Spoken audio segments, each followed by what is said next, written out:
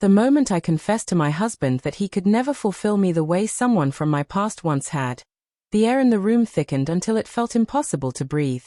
The silence was so weighty it seemed I had hurled a grenade into the heart of our life together, waiting for the shrapnel to tear through us both. But he didn't react as I imagined. No tears welled in his eyes. His hands remained steady. There was no eruption of rage, no broken glass, no shouted accusations. Instead, a calm, almost surgical smile curved across his lips, one that cut sharper than fury ever could. That smile wasn't grief. It wasn't even anger. It was release. Without a word, he rose and began folding a shirt into the suitcase that had already been sitting out, waiting. In that careful, deliberate movement, I understood. This wasn't an impulsive decision. He had been preparing to leave for some time. My words were only the final blow, the one that sealed it beyond repair. Panicked, I scrambled to undo what I'd said, begging him to believe it was a mistake, an outburst I didn't mean. But deep inside, I knew the truth. I had meant every syllable. They came from the bitterness I'd been carrying, the poison I could no longer keep hidden. And once spoken, there was no taking them back. He didn't argue, didn't try to correct me. He simply continued, methodical and precise, as though he were closing a book he'd grown weary of reading.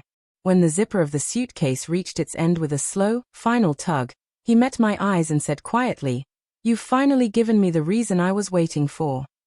Then he left. His back was straight, his stride steady, and the silence he left behind roared louder than any slammed door. I wanted to run after him, to throw myself at his feet, to beg for forgiveness. But a deeper part of me knew he had already left me long before he crossed that threshold. For months I had chipped away at him, unkind words, unfair comparisons, testing the limits of his patience, pushing him farther and farther out of reach. He had borne it all with quiet strength, with love that did not waver, until finally, I shattered something in him that could not be repaired. At first, I convinced myself he'd return. That no husband could walk away so absolutely. He only needed time, I told myself, just time to cool down. But days slipped into weeks, weeks into months, and still, he stayed gone. He wasn't cooling off. He was excising me from his life, carefully and completely. Mutual friends mentioned the signs. He had closed our joint account, rerouted his finances beyond my reach. He ended our lease, removed his name from every record that tied us together. Bit by bit, he was unmaking the life we once shared, leaving me with nothing but the echo of the silence he carried out the door that day. He made sure to distance himself completely from my chaos, even going so far as to ask our mutual friends not to involve him and blocking my family on social media. It was as though he wanted to erase every trace of me from his life. He did it all calmly, with a quiet resolve. No outbursts, no public shaming, no cruel remarks. Just silence. And that silence wounded me more deeply than any shouted insult could have. I called over and over, sent messages in desperation, sometimes pleading, sometimes angry, sometimes pretending I was unaffected. But his phone stayed mute, his responses non-existent. He had made his decision. I was no longer worth his attention. That realization crushed me in a way I never thought possible. I had always believed he needed me more, that I could hurt him and he'd still wait patiently, forgiving, ready to take me back. I was wrong. His strength was far greater than I ever gave him credit for. When I pushed too far, he didn't argue, he didn't fight. He simply walked away, dignity intact, leaving me to face the wreckage of my own making. In my despair, I ran back to the ex I once put on a pedestal, hoping to spark something I claimed was missing.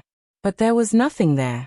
That man never cared for me. He had only used me for fleeting pleasure.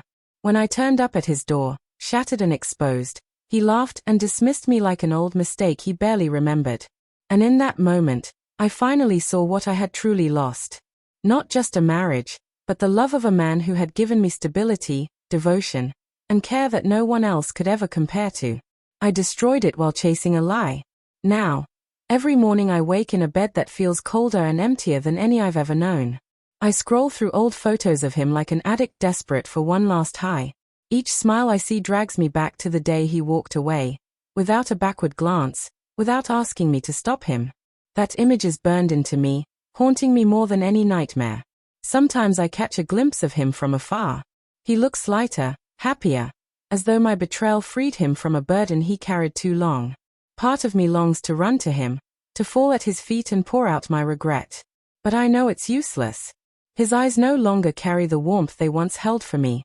Instead, they shine with freedom, with resilience, with a quiet form of revenge, the kind that comes from flourishing without the person who doubted your worth. I share this not to gain pity, but because it's the hardest truth I've had to face. One careless confession can unravel years of love. Pride can push someone farther than devotion ever will. And sometimes the harshest punishment isn't rage, it's being erased, forgotten, treated as though you never mattered at all. I once told my husband he could never compare to my ex. The reality is, my ex could never compare to him. He was love, safety, loyalty, a steadfast presence when no one else stayed. And I threw it away. Now I'm left hollow, haunted by my own voice in the emptiness I created.